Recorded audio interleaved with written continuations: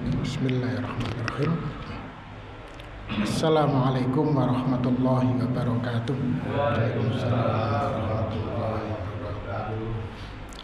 Alhamdulillah.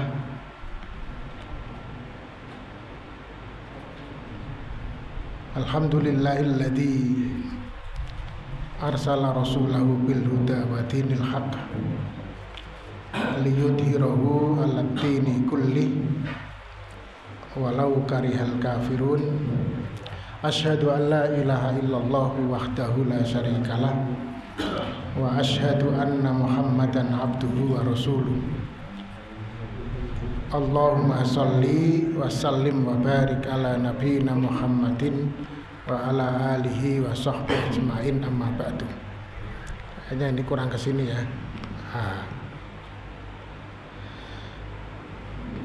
Bapak sekalian, pimpinan dan anggota Ranting Muhammadiyah Taman Tirto Utara yang dirahmati Allah, yang pertama kita bersyukur kepada Allah atas setiap nafas yang masih kita nikmati, setiap rasa yang masih ada, usia yang masih tersisa, dan seluruh kenikmatan hidup yang Allah masih berikan kepada kita. Semoga sholawat salam kita limpahkan dan sanjungkan kepada kekasih kita Rasulullah Muhammad sallallahu alaihi wasallam. Kita akan membahas tentang sholat subuh yang sudah diputuskan pada tahun 2020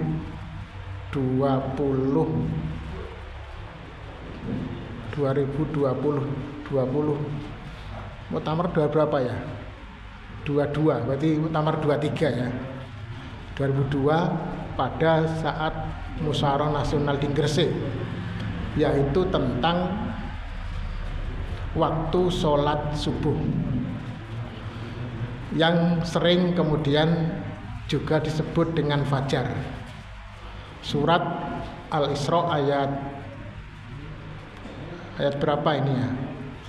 Ayat 74 kalau nggak salah. A'udzubillahi minasyaitonirrajim. Aqimis sholata lidzuluki syamsi ila ghasaqil laili wa qur'anal fajri. Aqimis sholata, dirikanlah sholat, lidzuluki syamsi, karena matahari sudah tergelincir. Jadi waktu duhur, sehingga duhur itu tidak di tengah tapi tergelincir. Ila ghasaqil laili, sampai malam menjelang, yaitu maghrib. Wa qur'anal fajri, dan tanda-tanda fajar. Inna qur'anal fajri, sesungguhnya tanda-tanda fajar, kana masyuda, itu disaksikan. Ayat ini menjadi ayat yang menjelaskan tentang waktu-waktu sholat yang oleh Al-Quran surat Ali Imran menyatakan innas sholata kanat alal mu'minina kitaban mauquta. Sholat itu bagi orang mukmin itu adalah kewajiban yang sudah ditentukan waktunya. Ketentuan waktunya itu dalam surat Al-Isra, ini salah satunya. Maka kalau ada yang mengatakan bahwa sholat itu waktunya nggak ada dalam Al-Quran, itu berarti dia tidak paham Al-Quran. Dan itu sudah dijelaskan banyak oleh para ulama, termasuk oleh Ustadz Adi Dayat. Jadi Quran sudah ada waktu-waktu, bukan hanya hadis. Salah satunya ayat ini. Maka lidzuluki syamsi, ayat ini bicara 3 waktu memang. Duluki syamsi ini adalah waktu duhur dan asar. Ghasaqil laili ini waktu maghrib dan isya. Quran al-fajri itu fajar. Karena itu asal memang sholat itu 5 waktu, karena Allah memberikan kita 5 waktu, tetapi bisa digabung menjadi 3 waktu. Itu yang namanya jamak. Maghrib, duhur, dan asar itu 1 waktu. Maka Nabi pernah juga sholat duhur di akhir waktu, asarnya di awal waktu, tapi tidak jamak, tapi berhimpitan. Pernah juga begitu maghrib dan isya. Bahkan di dalam hadis yang lain Nabi pernah melaksanakan jamak maghrib isya duhur asar tanpa alasan. Artinya itu pernah dilakukan. Paling tidak disebutkan alasannya di dalam hadis itu. Sehingga para ulama membolehkan, berarti duhur asar itu 1 waktu, maghrib isya itu 1 waktu. Tetapi subuh ini istimewa karena dia tidak ada temannya. Dia 1 waktu tidak bisa dijamak dengan apapun. Bahkan dia dalam kondisi jauh dari sholat-sholat yang lain. Sholat sebelumnya juga jauh, sholat setelahnya juga jauh, itulah subuh. Bahkan dikatakan antara isya dan subuh itu 2 waktu. Isya itu sampai tengah malam itu waktu isya. Kemudian tengah malam sampai subuh itu waktu sholat sunnah yang terbaik. Sehingga dalam madhab Imam Malik, sholat isya itu dibatasi tengah malam. Kalau ada orang sholat isya setelah tengah malam dihukumi makruh. Karena meskipun memang seharusnya sholat itu sampai sebelum subuh masih boleh isya itu. Karena ulama yang lain masih membolehkan. Tapi subuh sampai duhur itu semua sepakat. Waktu subuh hanya berakhir ketika tulu isyams. Ketika matahari sudah terbit. Maka kalau sudah terbit namanya bukan subuh lagi, namanya sholat duha. Kalau belum subuh berarti sholat subuh kerinan namanya, karena subuhnya enggak masuk. Lah, Quran al-Fajr ini oleh para ulama, beberapa saya tulis nanti di akhir itu, ternyata diberikan makna beberapa. Tidak hanya tanda-tanda fajar, tapi Quran itu punya maksud, memang itu Al-Quran. Karena bacaan Al-Quran dalam sholat itu masyhuda. Kenapa masyhuda? Karena waktu subuh itu adalah pergantian shift antara malaikat malam dan malaikat siang. Sehingga masyhuda, dia disaksikan. Lah, kenapa subuh atau fajar ini menjadi sesuatu yang penting di dalam Islam? Bahkan mulai hidup itu dari fajar. Ya, itu karena tentang fajar ini ada beberapa, paling enggak ada 4 hal yang terkait. Pertama, fajar itu terkait dengan sholat subuh. 2, terkait dengan akhir dari sahur. 3, terkait dengan puasa Ramadan. 4, terkait dengan wukuf di Arafah. Karena batasnya itu nanti di fajar. Agar tidak lama, nanti biar teorinya juga kita masuk. Ini sebenarnya sudah, tapi nggak sempat tadi menyampaikan pada semua, nggak apa-apa ya. Sekarang berikutnya adalah waktu fajar itu ternyata, kok ada yang belum ini ya, kayaknya belum, tadi belum. Oh, memang diakhirkan ya. Waktu fajar ini meskipun dikatakan masyhuda, waktu fajar itu sesuatu yang sejak awal masa Nabi itu sudah ada waktu fajar ini. Tetapi memang ada perdebatan di antara ulama kapan waktu fajar itu sebenarnya muncul. Makanya di dalam pembahasan tentang waktu fajar ini sering kita dengar ada istilah fajar sodik dan fajar kadzib. Ya. Kalau fajar sodik beda dengan fajar sidik. Sodik itu orangnya, kalau sidik sifatnya. Fajar sodik itu fajar yang benar-benar sodik, yang benar. Kalau kadzib itu fajar yang dusta. kayaknya fajar tapi sebenarnya belum fajar. Makanya nanti ada kadzib, ada shadiq. Para ulama sepakat berdasarkan Al-Quran dan hadis bahwa awal waktu sholat subuh adalah saat terbitnya fajar shadiq. Jadi subuh itu harus benar-benar fajar. Kalau belum fajar maka belum shadiq, itu belum fajar. Lah bagaimana untuk tahu shadiq atau kadzib? Maka dulu masa Nabi itu ada beberapa istilah. Tapi kalau sekarang itu dilihat dari ilmu pengetahuan. Misalnya duhur saja sekarang itu kita tidak pernah melihat matahari itu ada di atas berapa senti dari titik tengah. Sudah ditentukan bahwa liduluki syamsi itu harus sekian derajat dari titik tengah. Maka kemudian muncullah kalender itu waktu sholat itu sekian menit. Misalnya kalau sekarang itu adalah jam 11 berapa? 40 atau 30, 36 ya, 36. Berarti itu kalau duhurnya berarti itu 30 atau 31 ya. Paling enggak 1 derajat setelah matahari di tengah. Begitu juga masuk maghrib. Masuk maghrib itu adalah ketika matahari sudah tenggelam. Asar, kalau dulu hitungan kita asar itu kan bayangan sama dengan kenyataannya. Jadi kalau sudah kenyataan sama dengan harapan itu masuk asar. Nah, kalau masih gap, lah itu kemudian dihitung kapan bayangannya sama, itu sudah menggunakan ilmu pengetahuan. Tapi itu jelas kalau matahari itu ada. Jadi matahari terbit itu jelas.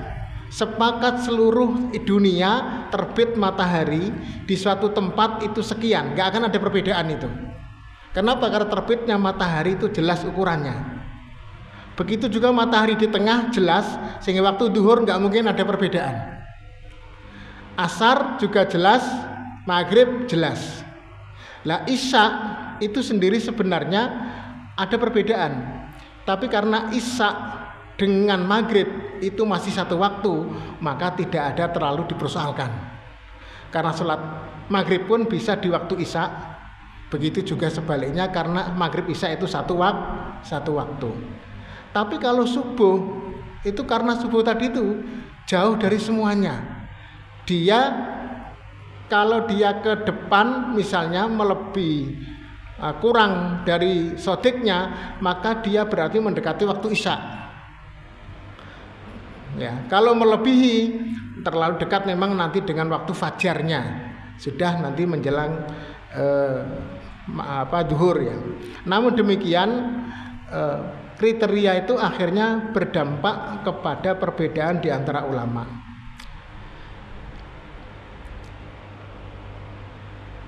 Dalam kitab misalnya ini ya, dalam kitab Al-Urf apa ini? Ini adalah kitab dari Sunan At-Tirmidzi. Ini ditegaskan bahwa terbit fajar menurut ulama falak adalah ketika matahari berada di bawah ufuk pada kedalaman 15 derajat atau min 15 derajat, tetapi pandangan ini dibantah oleh Ibnu Hajar Al-Maliki yang menyatakan bahwa terbit fajar bisa lebih cepat dan bisa lebih lambat. Kenapa? Karena istilah derajat 15 atau min 15 dari terbitnya matahari itu juga tergantung posisi matahari ada di sebelah mana. Ketika matahari itu di tengah akan berbeda ketika matahari di sebelah selatan atau sebelah utara. Karena matahari ini kan bergerak, dia tidak selalu lurus di atas kita ini khatulistiwa. Dia kadang ke utara, kadang ke selatan, dan itu mempengaruhi derajat ketinggian dia ketika terbit matahari itu. Kemudian dalam praktek umat Islam berbeda-beda menentukan saat terbitnya fajar shadiq ini, antara min 20 derajat seperti di Indonesia oleh Kemenak, 19,5 derajat seperti di Mesir, 18 di tempat-tempat yang lain. Memang antara 18, 19, 20. Indonesia ini termasuk mengambil terbitnya fajar shadiq yang paling awal. Jadi semakin banyak minnya berarti kan semakin ke malam. Jadi kalau misalnya penentuannya ini kan terbit matahari. Terbit matahari misalnya sekarang itu jam 5 lebih 43. Misalnya jam 5 lebih 43 terbit matahari. Kalau min 10 derajat, 1 derajat itu 4 menit. Berarti kalau min 10 derajat itu min 40 menit. Kalau 20 min 80 menit. Berarti jam 5.43 menit dikurangi 80 menit. Itulah waktu subuh atau fajar shadiq.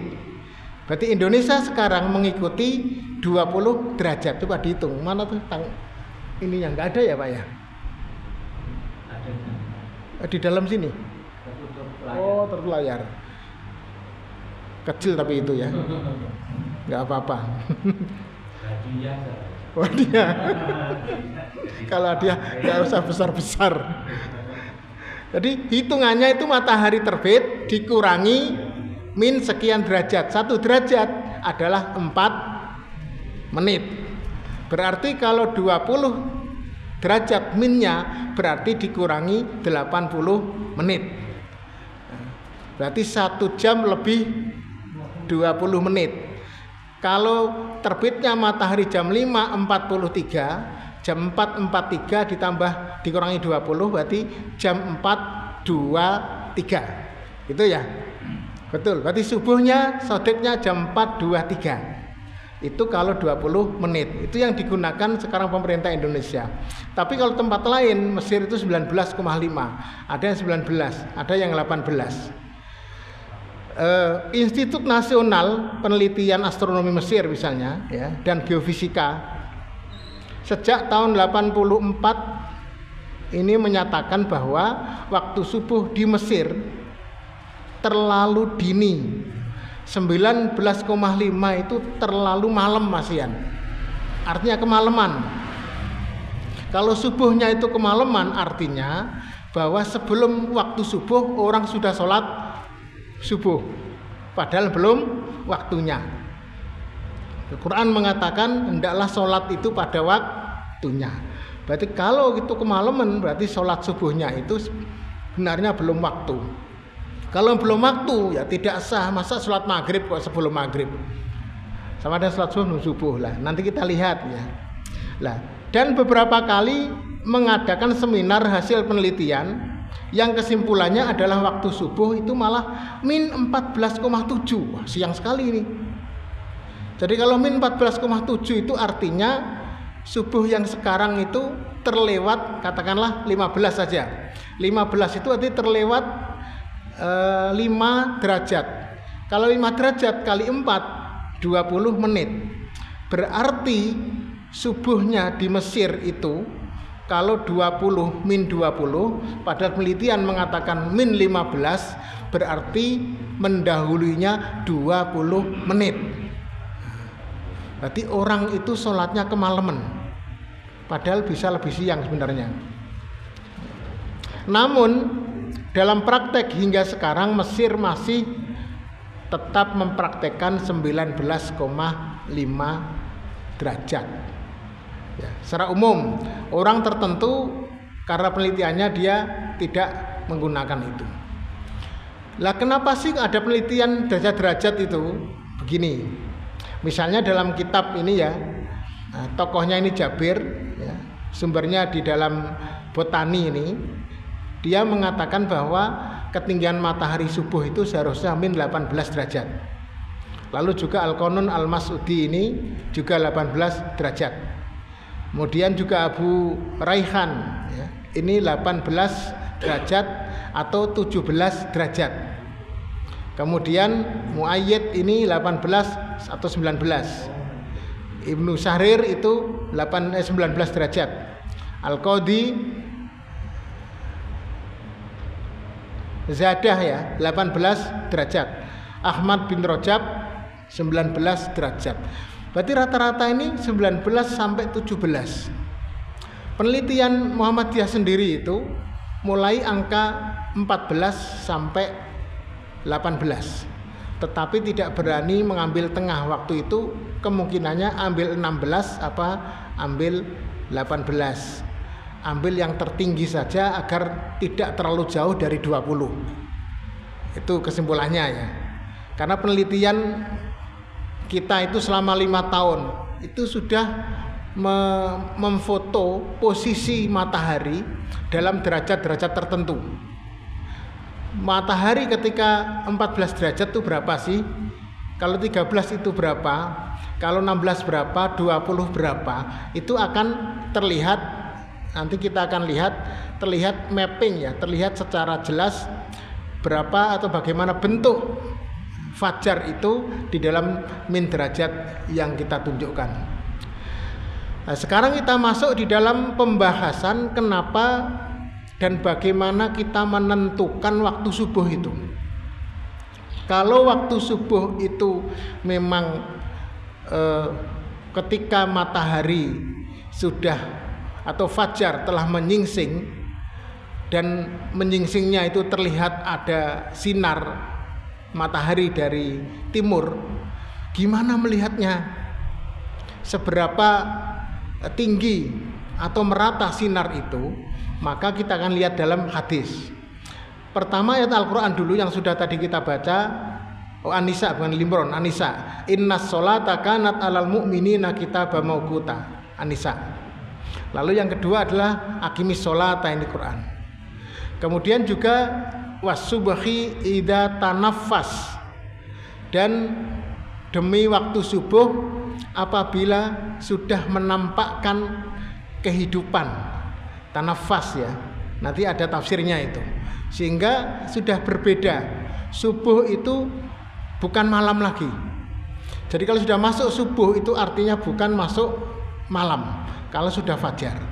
Kemudian ayat surat Al-Baqarah tentang puasa yang diistilahkan dengan hatta yatabayyana lakumul khaitul abyadu minal khaitil aswadi minal fajri, hingga jelas benang yang putih dari benang hitam ketika fajar.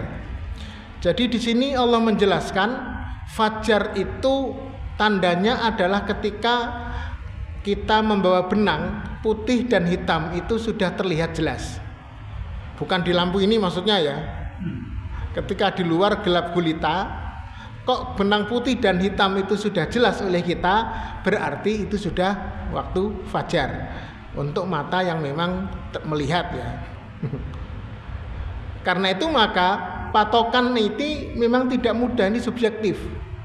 Pertama adalah Quran mengatakan tanafas. Bila subuh itu adalah apabila sudah mulai ada kehidupan.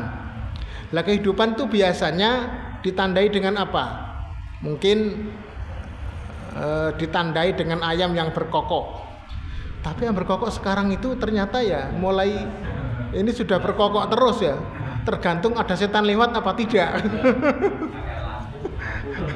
Lampu dan lain-lain. Yang kedua bisa dilihat dari misalnya kalau tanda-tanda alam itu katanya ya, selain ayam itu adalah apa selama ini ya, kayaknya orang itu sudah langsung terbangun, nggak bisa tidur lagi. Kalau itu tidak bisa ya, kalau biasa tidur ya nggak bisa itu. Ini tanafas, kehidupan itu tanda dengan apa? Nggak bisa, itu subjektif. Yang kedua adalah yang namanya benang hitam dan putih terlihat itu seperti apa untuk menandai bahwa itu waktu fajar. Itu juga repot. Sehingga memang waktu fajar ini tidak mudah untuk dilihat dengan ayat ini. Meskipun coba saya carikan tafsirnya ini Pak. Ini kecilan kayaknya ya. Tafsirnya misalnya Quran al-muratu bi Quran al-fajri itu sholatus subhi. Jadi maksudnya Quran fajar itu adalah sholat subuh itu. Jadi tanda-tanda fajar itu sholat subuh. Artinya bahwa Zujaj mengatakan Az-Zujaj wa fi hadhihi, agak meredup apa habis baterainya ya. Wa fi hadhi, di dalam hal ini faidatun azimatun tadullu ala anna sholata la takunu illa bi qiraatin.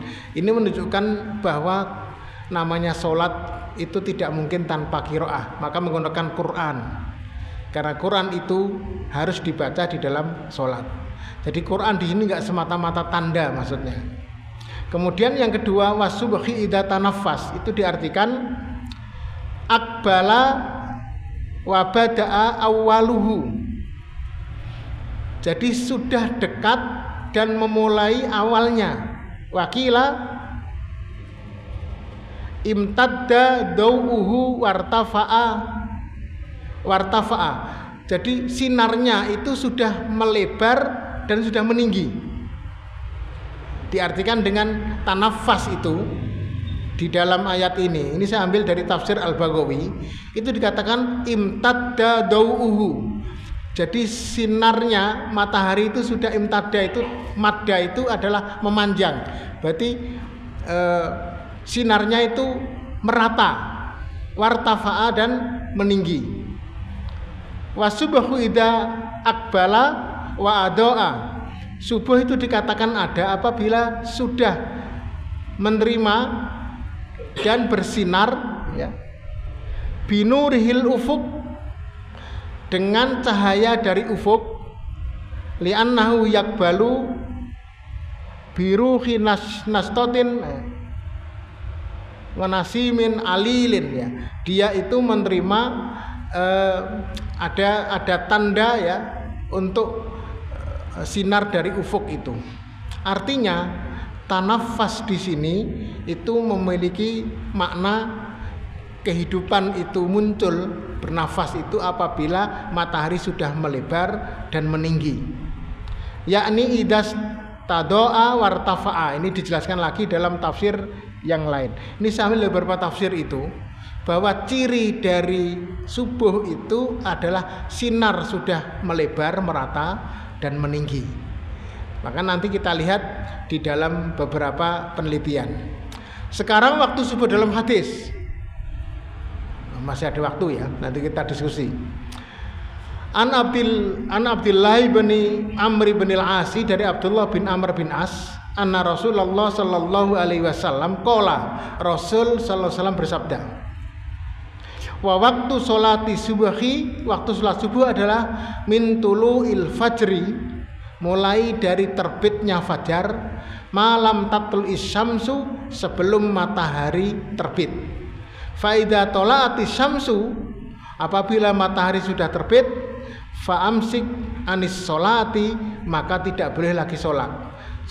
Fa innaha tatlu'u baina kornai syaiton, karena matahari itu terbit di antara dua tanduk setan. Ini riwayat Muslim. Ya, apa dua tanduk setan itu? Gak usah jelaskan di sini, nanti tidak selesai ya. Kita fokus dulu kepada apa yang disebut dengan min tulu'il fajri. Salat subuh itu dari terbitnya fajar. Terbitnya fajar itu beda dengan terbitnya matahari. Kalau terbit fajar itu memulai sholat subuh, terbit matahari mengakhiri sholat subuh. Hadis yang kedua, akhbaroni Ibnu Abbas, aku diberitahu oleh Ibnu Abbas, anan Nabiya sallallahu alaihi wasallam maqala, bahasa Nabi bersabda,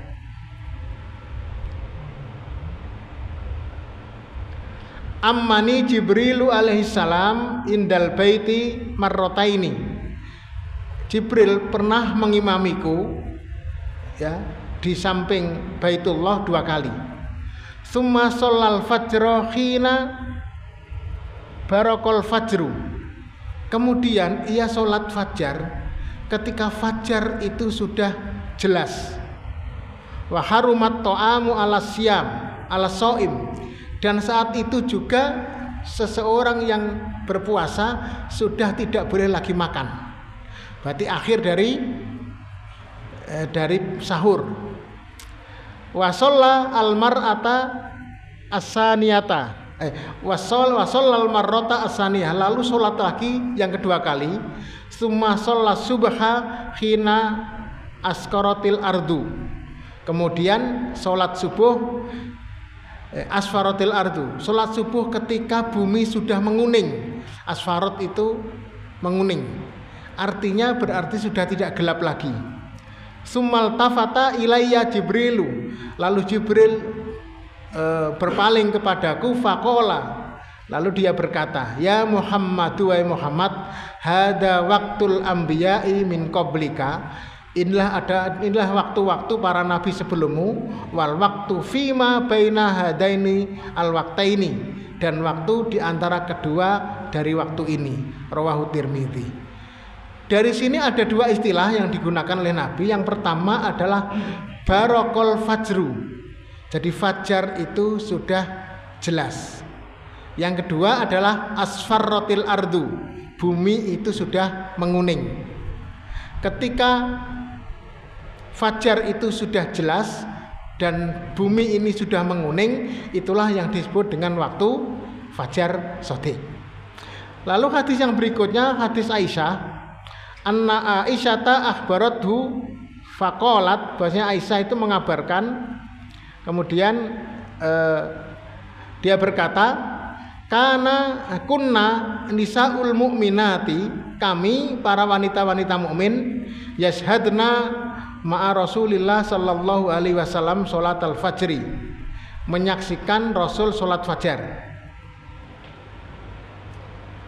Mutalaffiatin, ya, mutalaffiatin bimuru tihinna, ya, yang kami semua itu mengikuti sesuai dengan apa yang dilakukannya. Sumayang kolibna ila buyutihinna khina yagdina sholata, kemudian setelah sholat itu mereka kembali ke rumah-rumah mereka lagi. La ya'rifhunna ahadun minal golasi, masing-masing para wanita itu tidak saling melihat karena al-golas, masih gelap, ada golas di sini. Maka dari hadis ini ternyata riwayat Aisyah menyatakan dengan istilah golas. Golas itu berarti masih gelap. Sampai dikatakan kami tidak bisa melihat, la ya'rifuhunna ahadun, tidak mengenal, salah seorang tidak mengenal di antara kami. Berarti kalau nggak mengenal itu masih gelap. Karena itulah maka di dalam hal ini kemudian Muhammadiyah menafsirkan dan mencari masing-masing dari arti ayat Al-Quran maupun hadis. Berdasarkan ayat-ayat Al-Quran dan hadis-hadis di atas dapat dipahami bahwa awal waktu sholat subuh ditunjukkan dengan fenomena matahari berupa terbit fajar. Dalam praktek Rasul, sholat subuh ketika golas dan pernah pula saat isfar, sudah terang. Isfar itu asfarot tadi itu sudah kuning, bariko tadi sudah jelas. Tapi Aisyah menjelaskan dengan golas. Golas itu masih gelap. Apakah memang waktu itu gelap dan terang itu terkait nggak dengan waktu itu ada bulan purnama apa tidak? Nggak ada penjelasan. Apakah waktu itu menguningnya itu benar-benar karena matahari yang sudah menguning? Atau Nabi kadang-kadang memang sholat subuh itu sangat terang karena memang agak terlambat, atau kadang-kadang memang masih gelap sudah dilakukan sholat subuh, ya.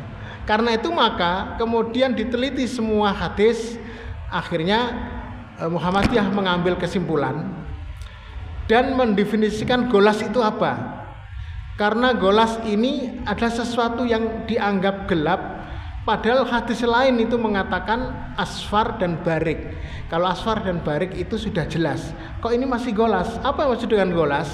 Ditemukanlah apa golas itu. Al-golasu dulmatu akhiril laili idah talatot bidau is-sobah. Golas adalah kegelapan di akhir malam ketika bercampur dengan cahaya subuh. Jadi cahaya subuh sudah ada, tapi akhir malam itu masih golas. Ini dalam penjelasan di dalam Syarah Sunan Abu Dawud. Walaisal muradu minhu qabla tulu'il fajri as-sadiqi. Yang dimaksud golas dalam hadis Aisyah itu bukanlah waktu sebelum terbitnya fajar shadiq. Jadi kalau golas yang dimaksud sebelum terbitnya fajar shadiq, itu berarti dia itu masih fajar kadzib, fajarnya tidak sungguh-sungguh. Ini bukan pengajian tengah malam loh sekalian ya. Kok sudah ngantuk semua? Kalau apa terbawa kita ini kajiannya jam 10 malam biasanya. Itikaf soalnya. Balil muradu, tapi yang dimaksud annahu kana shalla subha fi awali waqtihi. Jadi yang dimaksud oleh golas ini berarti Nabi pernah sholat subuh itu di awal waktunya golas itu. Jadi golas itu akhir dari malam tetapi awal dari subuh. Tapi kalau isfar itu dia tidak terlalu awal, mungkin dia agak diakhirkan. Karena Nabi itu kan ternyata sholat yang sering diakhirkan itu subuh memang jarang. Itu sholat duhur yang sering diakhirkan karena panas. Hadisnya banyak itu ya. Berarti mengakhirkan sholat itu boleh. Wa huwa tulu'il fajri. Nanti saya jelaskan kalau yang itu ya. Maka kalau katakan as-sholatu ala waktiha, itu penjelasannya as-sholatu fi awali waktiha. Itu banyak perbedaan pendapat di antara ulama ya. Meskipun lebih utama memang as-sholatu awali waktiha kalau nggak ada alasan tertentu. Bahkan isya itu dikatakan Nabi, seandainya bisa saya jamaah dan itu saya lebih senang sholat isya itu di akhir waktu, bukan di awal waktu. Tapi kita nggak bahas itu, sekarang kita bahas waktu fajar.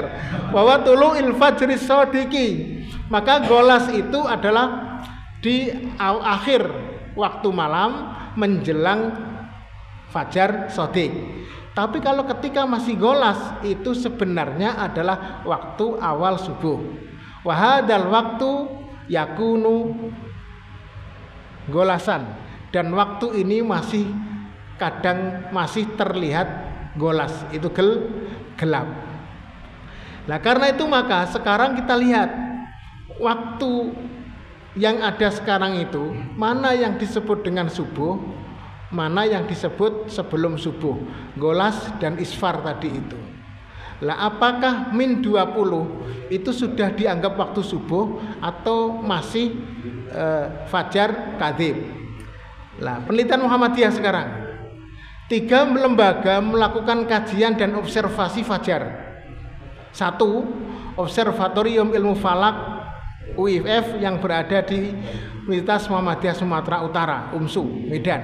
Ini meneliti selama berarti 5 tahun setelah PP mengamanatkan untuk meneliti sholat fajar pada waktu muktamar di Makassar tahun 2015 ya. 2015 saat itu kemudian Tarjih menugaskan 3 observatorium itu. Yang pertama di Medan untuk khusus meneliti melihat pergerakan matahari ketika waktu fajar. Kemudian pusat studi astronomi Pastron yang ada di Wadi. Udah pernah belum Bapak ke sana? Nah, perlu itu melihat ke sana, ke atas, diajak Pak.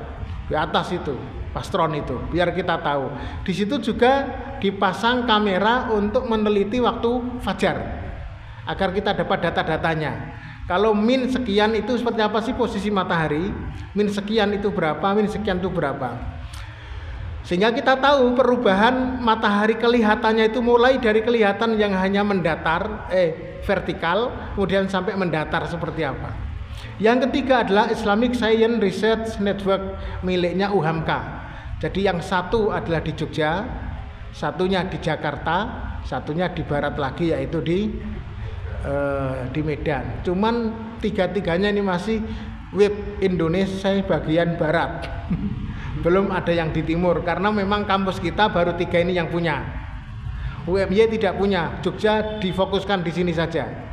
Banyak UAD ini ya, karena biar diakui Muhammadiyah.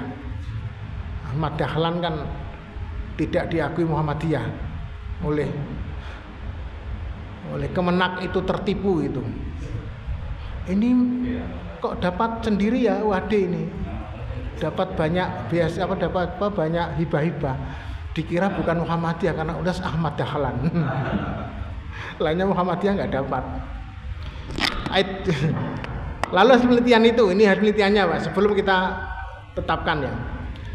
Sumedan menyimpulkan bahwa polusi cahaya berpengaruh terhadap ketinggian matahari sebagai penentu awal waktu subuh.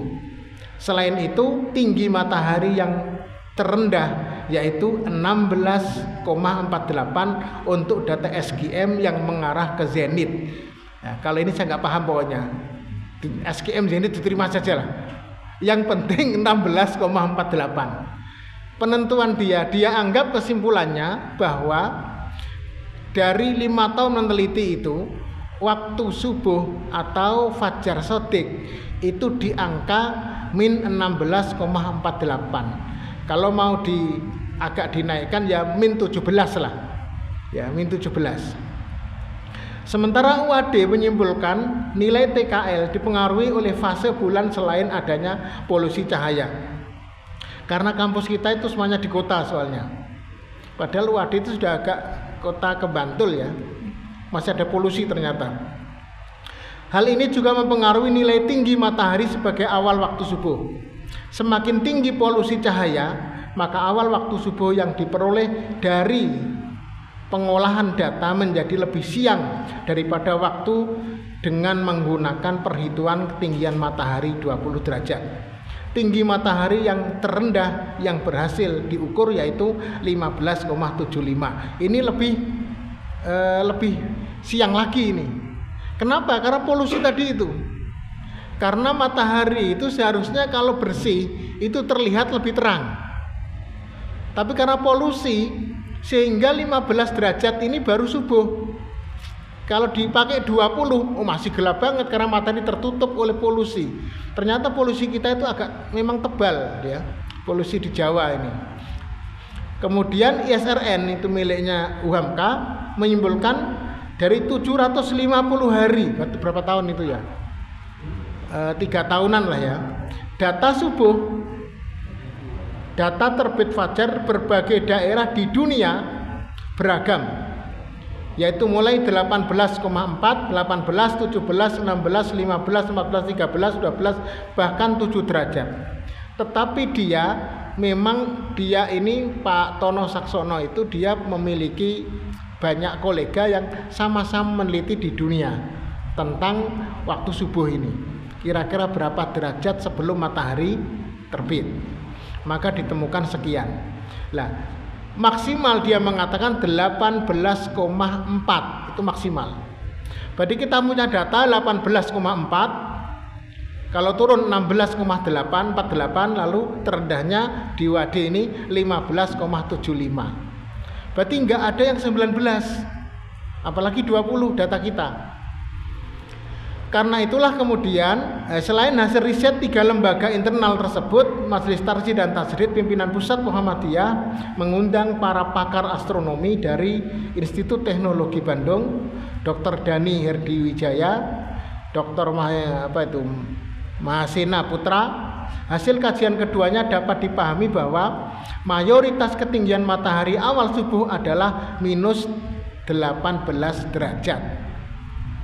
Hasil riset yang sama disampaikan oleh para peserta Munas Tarjih seperti Pak Sugeng Riyadi, Bahrul Ulum, Adi Damanhuri. Ini para ahli astronomi di Muhammadiyah yang bekerja di masing-masing kampus. Begitu pula hasil riset yang berjudul Revolution of the Science Attitude for banyak sekali sudah ya oleh Muhammad Jamhari Zainuddin menyimpulkan bahwa ketinggian matahari awal waktu subuh minus 18 derajat. Sebagai perbandingan, sejumlah negara juga menggunakan kriteria awal waktu subuh pada ketinggian matahari minus 18 derajat seperti Turki, Inggris, Prancis, Nigeria, dan Malaysia. Semuanya itu 18 derajat. Jadi Malaysia sudah juga 18 derajat.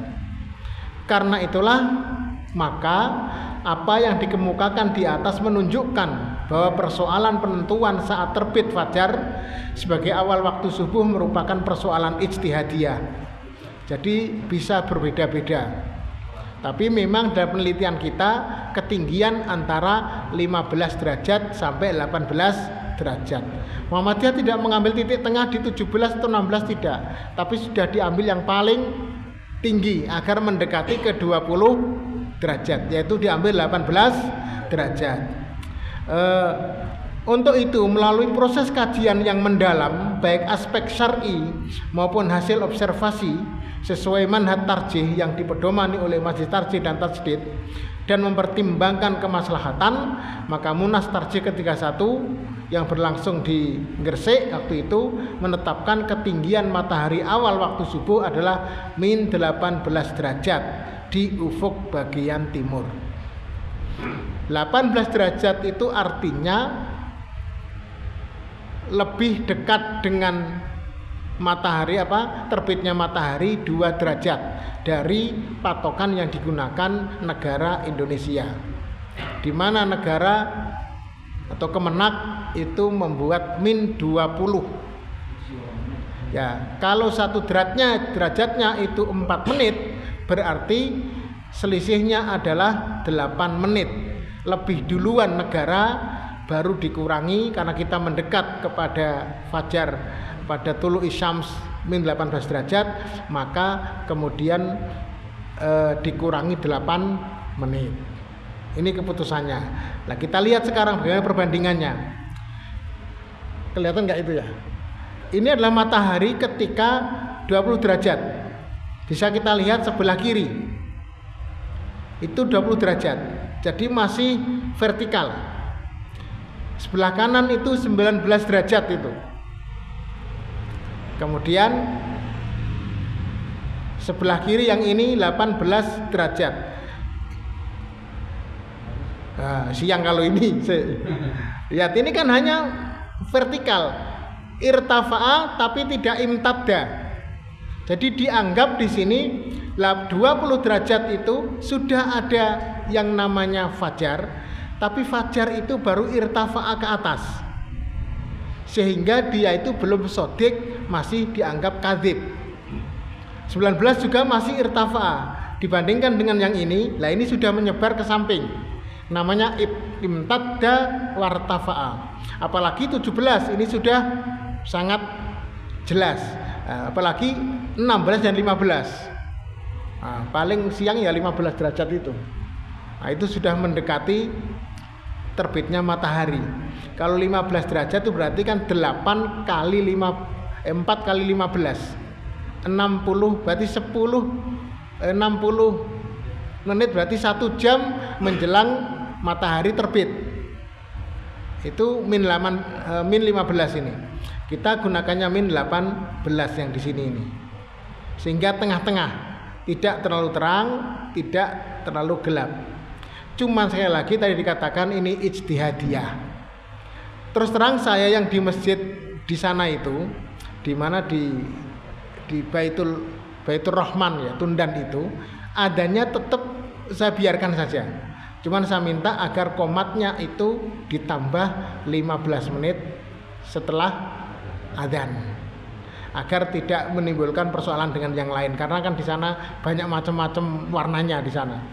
Biarkan saja. Harus ini juga tahu. Dan ketika waktu itu saya minta agar disuratkan di Muhammadiyah, tidak boleh umat saja, ya sudahlah nggak apa-apa. Karena itu maka biarkan itu. Dan saya sehingga datangnya saya itu biasanya adzan, kemudian 8 menit saya baru datang ke masjid untuk sholat 2 rakaat qobliyahnya, karena qobliyah itu sudah harus masuk waktu subuh ya. Begitu sekalian, pas baterainya habis Berarti sudah selesai ini. Tapi kalau ada pertanyaan monggo ini dimasukkan bisa nggak ya? Atau nggak apa-apa sudah selesai kok ya? Oke, saya kembalikan pada pembawa acara. Kalau ada pertanyaan masih sudah jam 9 sudah selesai berarti ini ya? 5 menit lah. Ya, 1-2 pertanyaan kalau ada. Kalau sudah jelas nggak perlu ditanyakan. Sudah jelas, ini kan hanya memberikan keyakinan kita apa sih alasannya. Ya, nanti saya kirimkan materinya ini ke grup atau langsung saya berikan kepada Mas Arif. Monggo, Pak. Waalaikumsalam warahmatullahi wabarakatuh. Saya pernah sering jadi 2 kali azan jam 3. Terakhir memang waktu subuh.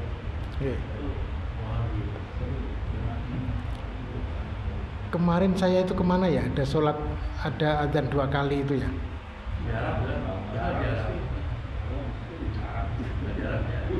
Bukan Indonesia kok.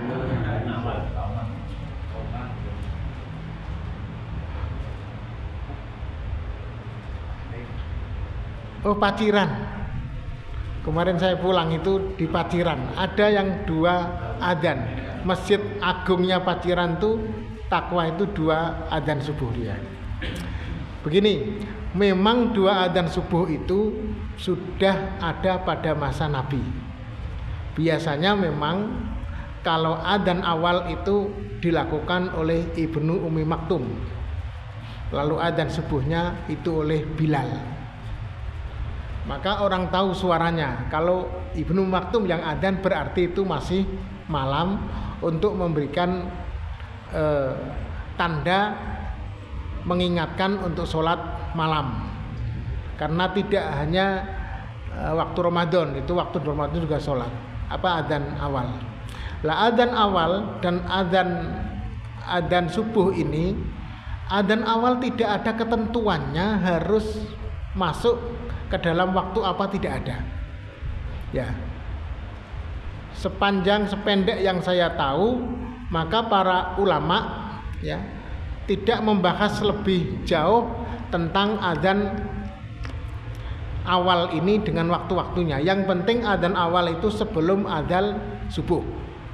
Tapi kalau waktu subuh memang harus sesuai dengan waktunya. Lalu cirinya apa? Adzan awal itu adalah menggunakan kata-kata as-sholatu khairum minan naum. Adzan subuh tidak ada as-sholatu khairum minan naum. Karena sudah tidak khairun lagi, wajib sudah untuk bangun karena sudah subuh. Tapi kalau adzan awal itu memang lebih baik sholat daripada tidur, karena untuk sholat malam. Di dalam pembahasan baik Nailul Autor milik As-Syaukani maupun kitab Subulus Salam milik As-Sun'ani, yang dua-duanya adalah syarah dari hadis menjelaskan tentang bagaimana yang terjadi mengenai adzan ini. Meskipun as-sholatu khairum minan naum itu sebenarnya pada waktu itu digunakan untuk adzan awal, tetapi para ulama berbeda pendapat penggunaannya ketika digunakan untuk sholat subuhnya. Sebagian membolehkan, tidak ada masalah. Kenapa? Karena itu sebenarnya juga untuk membangunkan. Tapi sebagian lebih tegas bahwa itu kalau ada 2 adzan. Maka yang pertama menggunakan as-sholatu khairum minan naum, yang kedua tidak. Untuk menyatakan bahwa adzan ini sudah adzan subuh, bukan adzan awal. Itu ya. Itu yang terjadi pembahasan di situ. Adapun kalau adzan tidak ada adzan awal, itu para ulama juga tidak ada mempersoalkan, karena yang memang adzan sebenarnya adalah adzan untuk masuknya sholat wajib. Masuknya sholat sunnah itu tidak ada satupun yang menyatakan harus adzan. Karena masuknya sholat sunnah itu bukan termasuk bagian yang diwajibkan, sehingga tidak menuntut untuk diberi tanda tertentu. Apalagi itu kan masing-masing orang silahkan mau ngerjakan atau tidak, itu tidak ada tuntutan wajib. Karena itu maka adzan hanya berkaitan dengan kewajiban, otomatis yang wajib adalah adzan subuh. Nah, kemudian yang berikutnya, bagaimana yang terjadi di masyarakat, maka dikembalikan kepada sifat uruf, adat, kebiasaan masyarakat masing-masing. Karena saya di Yogyakarta itu kan sudah jarang mendengar namanya sholat adzan awal. Kadang-kadang saya gagap ketika di luar, apalagi waktunya kan bersamaan. Saya pernah di Bengkinang itu Riau ya, Pekanbaru, itu adzan awal. Saya langsung turun, ada musola di hotel, saya sholat. Kok sendirian, nggak ada orang ya ini yang. Udah saya sholat ngaji di situ, adzan lagi ternyata. Untung aja nggak ditemani makhluk yang lain itu. Saya itu paling nggak seneng itu di hotel itu sulitan sendirian itu loh. Ya, kayak kemarin ketika ibu karena sakit saya pulang itu rumah sakitnya kecil. Lah terus musolanya itu paling ujung dekat dengan macam-macam pokoknya itu. Saya ke sana mau masuk itu ya subuh itu ke sana tengok kok nggak ada orang ya, sepi sekali. Ya kalau sendirian nggak nyaman juga ya, tengok masih subuh masih gelap. Akhirnya adalah balik aja lah ke kamar, terus di kamar aja nggak ada orangnya, podo-podo. Tapi kalau di Lamongan saya seneng karena bahkan tidurnya di masjid bisa ngerjakan banyak hal karena masjidnya itu di tempat umum ya. Jadi memang untuk subuh itu begitu Pak. Nah, kalau di kita nggak ada masalah, jadi boleh pakai as-sholatu khairun minan naum, tidak apa-apa, tidak perlu kita salahkan. Kalau lupa itu nggak sah, adanya tidak, karena adanya sebenarnya untuk as-sholatu khairun minan naum itu di adzan awal. Ya, jadi kalau tanpa itu pun tetap sah. Nah, itu. Monggo ada lain, kalau nggak ada sudah jam 9:15. Oke, monggo. Ini sifatnya jadi orang tua ya. Oke. Begini, mungkin di kalangan kita ini kan banyak anak-anak kos. Kadang-kadang untuk sholat subuh itu biasanya agak mundur, mohon maaf. Ada seperti itu. Nah, begitu mau sholat ternyata sudah matahari sudah kelihatan. Itu kalau kita jadi orang tua ditanya itu saya harus sholat atau karena sholat itu kan sudah masa subuhnya jatuh, itu kan sama aja itu sebaiknya bagaimana mahasiswa atau mungkin anak kita yang tanya seperti itu, harus sholat atau tidak harus sholat seperti itu. Karena waktu bangun sudah lewat seperti itu. Hadisnya begini, man fata an sholatin, man nama an sholatin au nasiyahu fal yusolliha idza dzakaroha. Man nama an sholatin au nasiyahu fal yusolliha anasiyaha ya, fal yusolliha idza dzakaroha.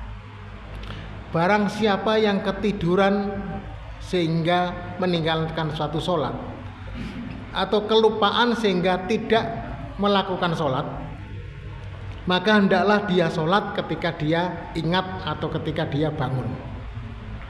Meskipun dia bangunnya duhur, maka sholat subuh di waktu duhur itu. Namanya ketiduran itu sekali, 2 kali. Kalau tiap hari ketiduran,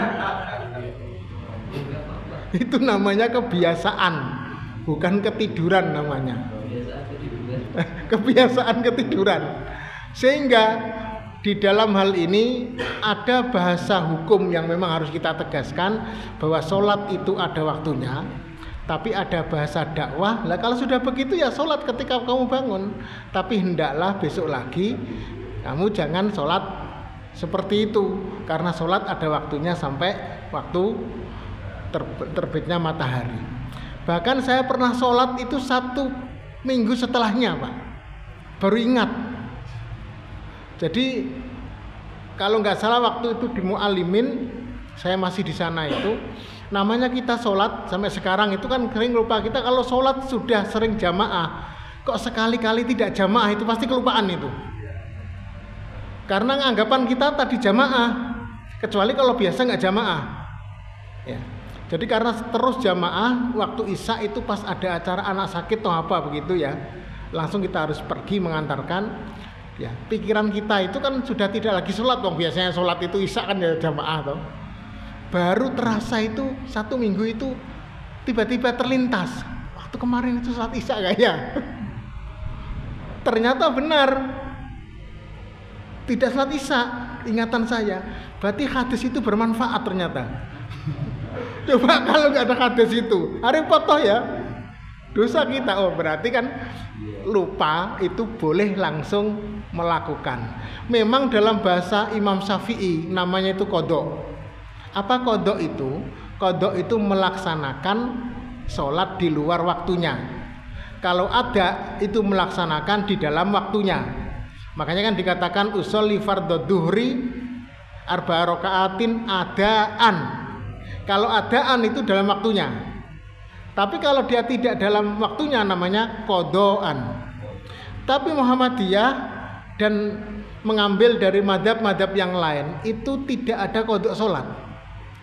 Lah yang semacam ini tidak dikatakan kodok. Tapi di dalam judulnya misalnya Syekh Sabiq mengatakan as-sholatul faitah, sholat yang terlewatkan. Bukan sholat yang ditunaikan di luar waktunya, tapi terlewat. Terlewat itu karena tidur atau karena tidak ingat, lupa, maka faitah. Karena itu kalau sholat terlewat atau ketiduran itu boleh dilakukan karena tidak disengaja. Lah kalau qadha itu karena disengaja suatu alasan. Salah satu alasan dalam mazhab Imam Syafi'i adalah boleh kodok alasannya karena safar. Safar itu memberikan dampak kesulitan. Maka kalau sholat dalam perjalanan sulit boleh dikodok di lain waktu. Misalnya kalau kita ke Sumatera 4 hari naik bus itu kan menyulitkan sholat. Maka tidak sholat selama 4 hari itu. Nanti 4 hari kemudian ketika sampai tujuan kita sholatnya double terus selama 4 hari. Maghrib 2 kali, isya 2 kali. Yang itu tidak pernah dilakukan oleh Nabi Shallallahu Alaihi Wasallam. Di dalam perjalanan apapun Nabi tidak pernah meninggalkan sholat. Maka yang kita pilih itu. Tapi kalau yang tadi meninggalkan dan melakukan yang lain itu karena faitah, karena ketiduran atau kealpaan, kelupaan, bukan karena kesengajaan. Saya kira itu sudah jam 10 malam, saya kira cukup nggih. Oh masih ada lagi. Nggih. Banyak salat yang diiringi dengan takbir dan takbir. Ya. Tapi lebih sering melakukan salat sunat di rumah dalam yang bertanyakan apakah qabliyah salat 2 sunat sebelum wajib itu harus ada dulu atau bisa sebelum ada gitu. Karena kan misalnya mau subuhan belum ada qabliyah dulu di rumah lalu ke masjid atau ya, hadisnya banyak sekali itu. Tapi hadis utamanya itu adalah barang siapa yang sholat 2 rakaat sebelum duhur, 4 rakaat setelah duhur, 2 rakaat setelah maghrib, setelah isya, sebelum subuh, maka Allah akan bangunkan rumahnya di surga. Salah satu itu hadisnya. Lah, ada 2 versi. Versi pertama itu 10 rakaat dengan 2, 4, 2, 2. Versi kedua itu 12 rakaat 4, 4, 2, 2, 2 ya, sehingga semuanya menjadi 12 rakaat antara 10 dan ini. Yang tidak ada itu asar, baik qobliyah maupun ba'diyah tidak disebut dalam hadis itu. Ba'da sebelum maghrib, sebelum isya tidak ada. Tetapi ada hadis yang meringankan, tapi di luar hadis ini bahwa Nabi membolehkan sholat sebelum asar, sebelum maghrib, barang siapa yang mau. Jadi liman sya'a silahkan. Yang jelas dilarang oleh para ulama dan tidak ada hadisnya adalah setelah sholat asar dan setelah sholat subuh. Sementara sebelum isya memang tidak ada satupun hadis yang menyatakan qobliyah isya. Tetapi sebelum isya itu ada sholat yang lain. Sunat lain itu ada sholat tahiyatul masjid, ada sholat bainal adanain, sholat di antara dua adzan, ada sholat ba'dal wudu. Jadi kalau kita setelah sholat isya kok langsung qomat, memang tidak ada sholat qobliyah isya, tetapi kita menutup orang lain untuk sholat sunnah yang lain, yaitu sholat di antara dua adzan, sholat setelah wudhu, dan sholat tahiyatul masjid. Kalau menutup orang untuk ibadah itu dosa, maka sebaiknya jangan langsung ditutup, tetap diberi jeda, barangkali ada yang mau sholat, meskipun memang sholatnya qobliyah isya itu memang tidak ada dalilnya. Yang masih ada dalilnya itu qoblal asri dan qoblal maghrib, itu masih ada, tetapi liman sa'a, bagi yang mau.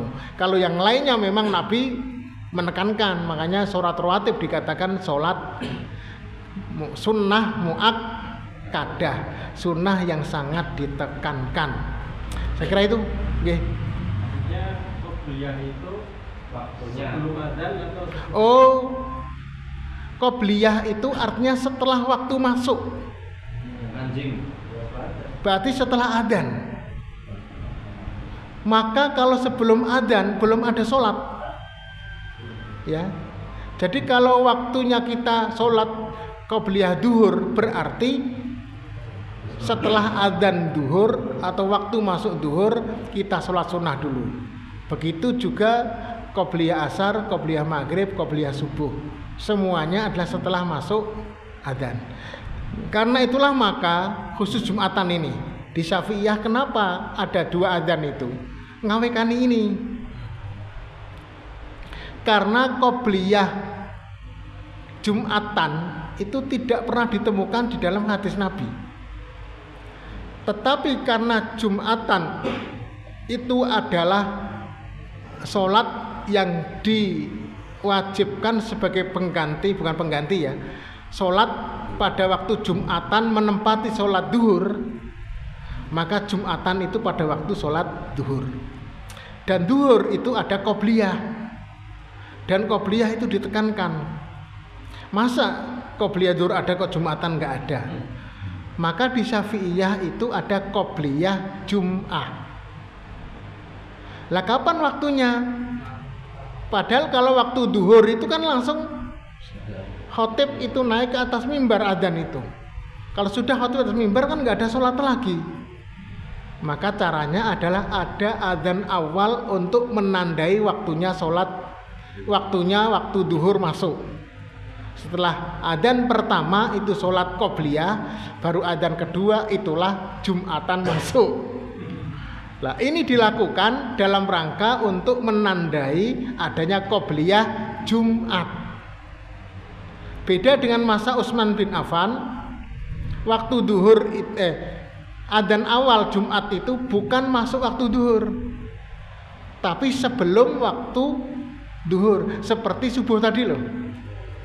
Maka kalau kita ke Madinah, ke Mekah, Jumatan nanti pasti mendengar adzan awal. Lah adzan awal biasanya itu 1 jam atau setengah jam sebelum waktu Jumatan, untuk memberikan tanda sebentar lagi masuk Jumat. Kalau kita di sini diganti dengan qiraah itu loh pokoknya. Itu adzan di sana. Lah tapi kalau di Syafi'iyah adzan itu menjadi waktu masuknya sholat duhur. Waktunya duhur ya, waktu duhur, lalu ada qobliyah, setelah itu baru adzan lagi menandai dimulainya sholat Jum'ah. Tapi lagi-lagi itu kan istihad ya, ya silahkanlah sesuai dengan masing-masing yang diyakininya. Saya juga beberapa kali sholat model seperti itu ya, moga saja sah-sah saja lah. Maksudnya itu adanya sudah, ini nggak ada masalah. Begitu, kurang lebih mohon maaf. Wabillahi taufiq wal hidayah. Assalamualaikum warahmatullahi wabarakatuh.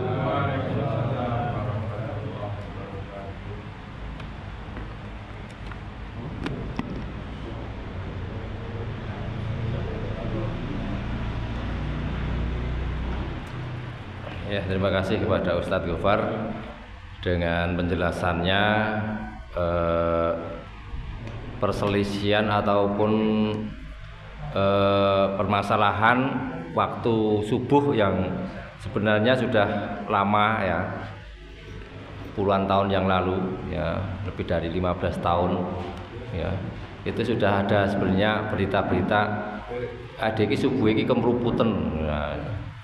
Bahkan kalau waktu dulu dini masih langgar mutakin cilik gitu ya, kalau kami ngundang Ustadz Bambang Rianto itu yang Sawan sini, dia nggak mau kalau subuh ya, karena dia merasa ini kemeruputan di subuh. Aku nak kon subuh aku ya ragelem ya. Aku terima nelat ya. Itu sebenarnya waktu itu sudah ada tanda-tanda itu, karena sudah ada berita subuhnya umat Indonesia itu kemeruputan ya. Dan ternyata akhir-akhir ini terbukti itu ya. Terbukti itu Ustadz Bambang Rianto itu pendapatnya terbukti di mutaharah seperti itu ya Pak Bahri ya. Dia nggak mau kalau jamnya segini, saya datangnya harus telat, saya mesti telat. Jadi ketika Ramadan itu untuk memberikan kuliah subuh, dia datangnya mesti telat. Dan itu sudah disengaja. Nanti saya telat karena subuhnya saya jam segini. Itu. Terus kebanyakan untuk kuliah tadi, kuliah Jumat itu saya melihat jamaah-jamaah itu udah sholat kok sunah kok udah bola-bali ana kok beliau ora ya, padahal rung mancing. Rung mancing luhur kok wis kok beliau Jumat. Nah, itu kan salah kaprah sebenarnya. Nah, kalau niatnya dia sunah mutlak terserah ya, atau syukrul wudhu dan sebagainya, tapi kelihatannya dia juga, aku meyakini dia sholat kok beliau Jumat. Padahal rung adzan ya Pak Bahri ya. Nah ini permasalahan kita juga nanti bisa dibenahi ya. Oh yang itu belum sebut tadi ya, itu namanya sholat intidharul jum'ah yang itu. Yang jadi kalau kamu datang terus dua rakaat, lalu sholatlah terserah ya, sampai masuk Jumatan ya. Itu ada hadisnya sendiri. Dan para ulama membolehkan meskipun matahari di tengah. Untuk khusus Jumatan ya. Kalau yang lainnya tidak. Nah itulah hukum itu ya. Terus untuk ba'diyah Jumat ada nggak Pak? Ada kalau itu. 2 rakaat di rumah, 2 rakaat di masjid Nabi itu biasanya. Oke, terima kasih atas penjelasannya. Mudah-mudahan nanti jadi pemahaman kita ya untuk membenahi ibadah kita.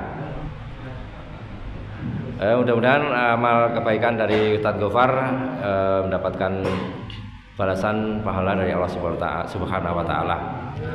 Kemudian informasi-informasi dari pimpinan, karena beberapa waktu lalu kita sudah beberapa kali rapat tentang kegiatan PRM, nanti akan disampaikan oleh Ustadz Syahrir ya. Monggo Pak Mur ya, Pak Ustadz Pak Mur ya, informasi tentang kegiatan PRM ya, untuk pembekalan dan pembinaan anggota pimpinan ya, karena ini anggota pimpinannya lebih dari 40, ini yang hadir cuma 20. 50% ini dari anggota pimpinan kita, padahal sudah berkali-kali ditanting ya. Monggo Pak Mur, bisa silakan.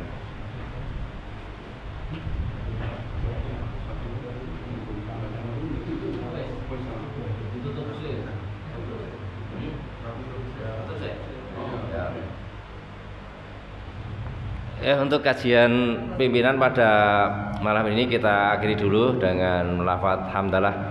Alhamdulillahirabbil alamin. Assalamualaikum warahmatullahi wabarakatuh. Waalaikumsalam.